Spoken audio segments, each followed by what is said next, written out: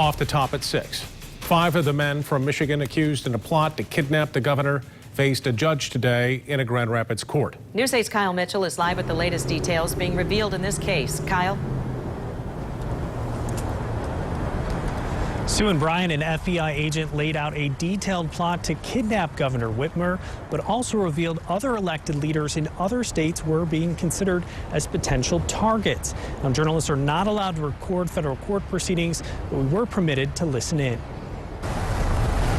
The men facing a long list of charges in a plot to kidnap Michigan's governor learned more about the case against them. An FBI agent testified inside, saying some of the men met with militia groups from 4 or 5 different states in Dublin, Ohio, to discuss targets including Governor Whitmer and Virginia's Governor Ralph Northam.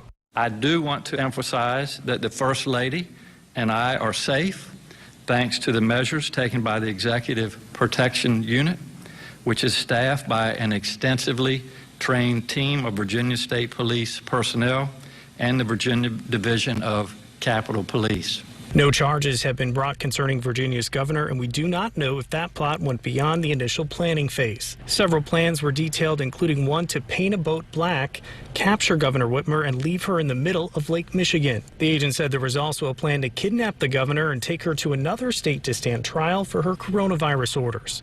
2 informants working with the FBI made it possible for the agency to read highly encrypted messages and understand code words like the cake, which investigators say meant a bomb. An attorney for Ty Garbin spoke outside the courthouse defending him. Well, he's not guilty.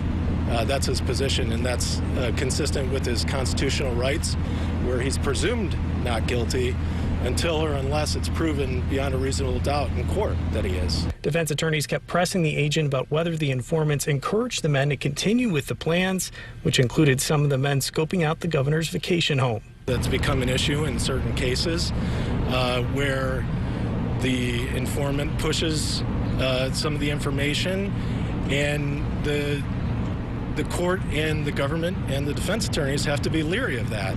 Garbin's attorney asking people to not rush to judgment. I think it's important for everybody, including the public, to let this play out in court and the trust in the system. The judge denied bond for 3 of the men this afternoon.